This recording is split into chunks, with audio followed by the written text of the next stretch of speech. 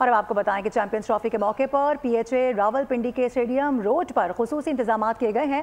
Stadium road पर green areas और गुजरगाहों को खुशनुमा फूलों से सजाया गया है। एक खिलाड़ी का खूबसूरत मुजस्मा भी नस्ब किया गया है। मजीद जानते नुमाइंदा बोल न्यूज़ इसरार खान से। जी इसरार बताएगा क्या तैयारियां की गई हैं?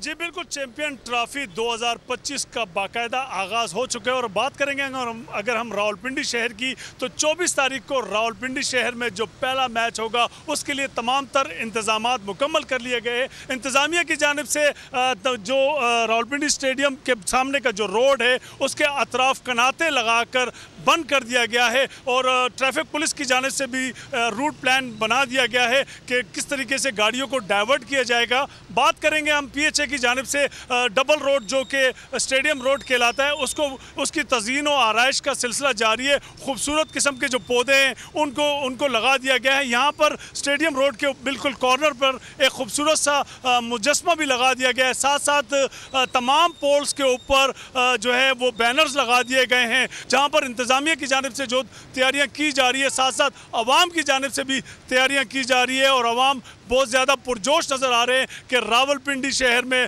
चैंपियन ट्रॉफी का ये मैच होगा, तो जिसके देखने के लिए रावलपिंडी के अवाम यकीनी तौर पर आएंगे। अपडेट करे थे, आपका शुक्रिया। सब्सक्राइब करें और बेल दबाएं ताकि कोई खबर रह न जाए।